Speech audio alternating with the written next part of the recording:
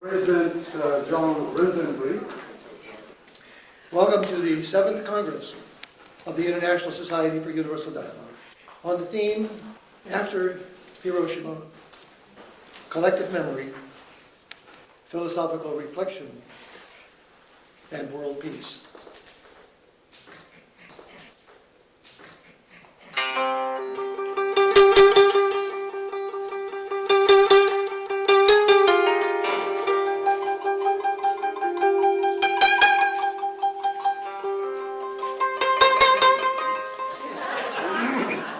And the sense of amazement maybe comes up only in dialogue. All countries and for all peoples. Thank you very much for identifying somebody like me from a developing country. I'm a geographer, so I have not felt at all like an outsider. Rather, I felt like you guys are all geographers and you just don't know it. It's part of what we do as geographers, which is include this connection with the rest of the world.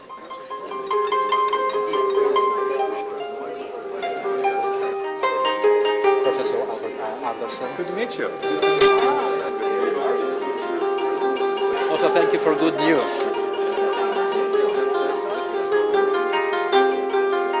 We wanted to somehow utilize the meaning of the Hiroshima bombing, which is comparable to the meaning of Auschwitz and concentration camps in Europe, where so many Jewish people were killed. And sometimes we call this Hiroshima bombing the Holocaust, atomic Holocaust. A debate over whether the Holocaust, this is capital H Holocaust, although my remarks have to do with all mass atrocities, whether the Holocaust was so exceptional as to be a singularity, or whether it was in some sense a universal, an instantiation of a logic within civilization. Let me begin with a provocative quote by Ionesco. This is in 1956. The world of the concentration camps, he wrote, was not an exceptionally monstrous society. What we saw there was the image and, in a sense, the quintessence of the infernal society into which we are plunged every day. Bloodshed everywhere, in Palestine, in Iraq, in Afghanistan, in Sudan, in Eritrea, Somalia. Rwanda, 800,000 people. In Africa, 800,000 people hacked to death in a month. It hardly got it. It got coverage for a while, and people, of course, forgot about it. What is happening in Niger Delta is reminiscent of what happened in Hiroshima. Yes. The situation here, I think, in the Far East is a little bit delicate. And some countries use the mass media to display how sophisticated the sharp weapons or smart weapons could be. And it just reminds me of a Chinese common saying, you lift up a heavy stone to attack others, but you may drop it on your toes.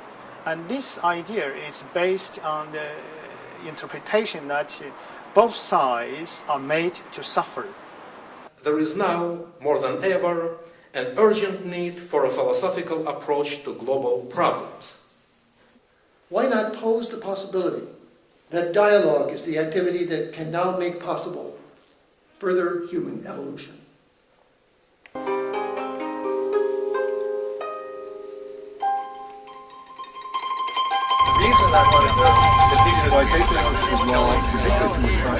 We all believe in Do you think that if the persons who guided the plane and dropped the atomic bomb on this city had been able to visualize face-to-face the persons in the city,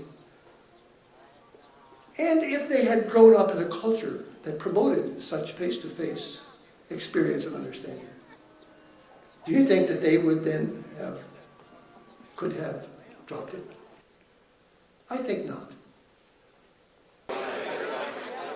Basic principles of our organization, as I understand it, is to promote international, intercultural, multidisciplinary dialogue on the most important issues facing not only philosophers but every human being on the face of the planet. ISUD is one of the most aggressive in fostering the dialogical interaction among diverse cultures. Universal dialogue. To dialogue, to seek for peace, to seek for justice, to seek what is good for mankind.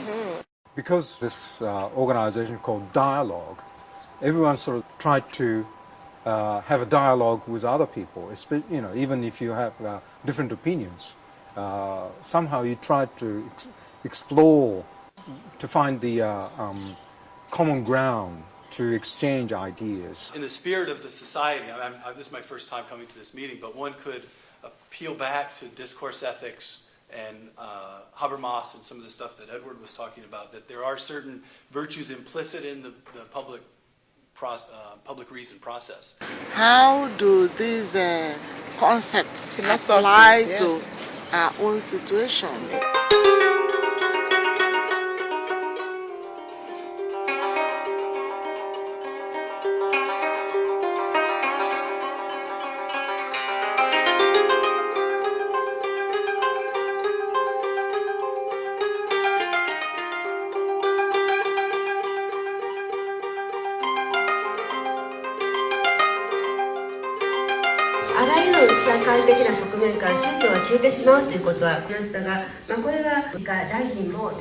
Conflict for dialogue ということだったんですが、もう現在すでに With this conference, this Congress, which is the 7th Congress, the ISUD has turned a corner.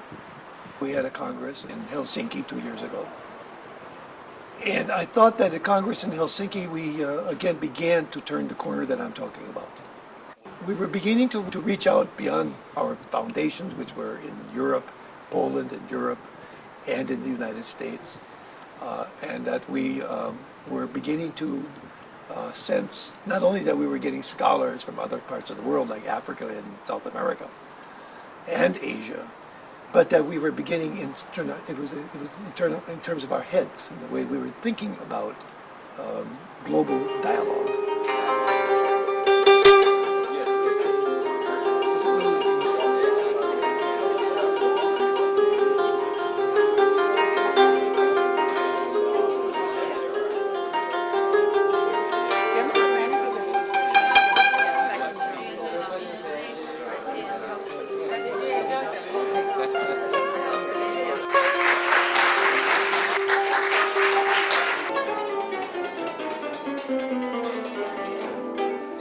The word peace in Arabic, which means salam, is really the symbol and the image of Islam.